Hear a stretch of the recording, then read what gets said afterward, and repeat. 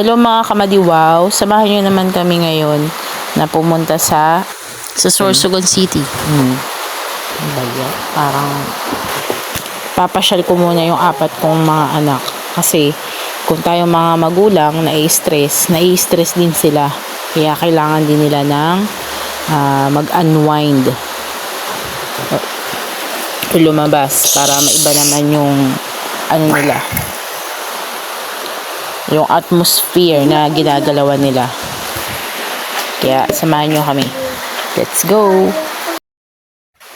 Makikita nyo dito guys yung isa sa mga pinakamalaking pili nuts sa Sorsogon.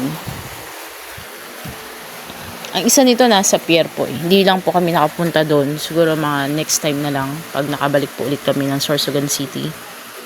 Mabilis lang po ang biyahe mula dito sa amin papuntang Sorsogon City. Basta makasakay ka kagad. Siguro almost 15 to 20 minutes lang ang binibiyahe papunta doon. Andito na po tayo sa Buhatan area kung saan lugar po ni Senate President Chis Escudero po.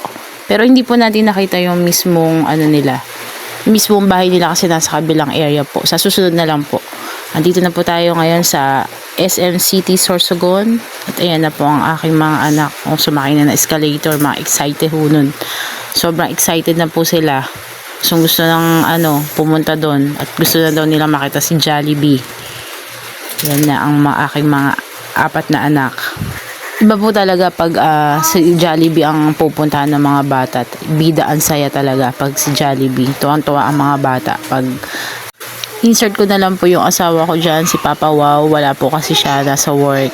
Kaya hindi po namin siya kasama ngayon. Kami lang muna po ng mga bata ang lumabas at namasyal. Pumasok po muna kami sa Tom's World para makalaro naman ang mga bata bago kami pumunta sa Jollibee. May nakita ako naglalaro dyan na isang mother. Binidyohan ko muna yung paglalaro niya. Nakailang hulog na siya ng token dyan kasi tinitignan ko talaga kung talagang lalaglag yung mga coins. Nainganyo ako kung panoorin siya kasi nakailang na siya hulog ng mga tokens pero konti pa lang yung coins na nalalaglag. Kaya yan. Tapos na maya naglilibot-libot muna sila. Nag-iisip sila kung saan sila sasakay. Sabi ko mamili na kayo kung saan kayo sasakay o saan kayo maglalaro para doon ko na ihuhulog yung tokens. At ayan na nga po yung kambal, tuwan-tuwa dun sa sinakyan nila. Pati si Jam nakisakay na rin. Sabi ko basi mapagalitan ka dyan ng guard. Dapat yung dalawa lang pabayaan mo sumakay dyan. At ayan na po, tuwan-tuwa ang kambal sa kasasakay dyan sa mga rides na yan. Parang ayaw pa nga pong bumaba dyan kasi gustong-gusto daw nila na dyan na lang. Sabi ko may time limit lang dyan. Pag naubos na yung time nyo, mag-stop na yan. At sumakay na naman po sila sa kabayo.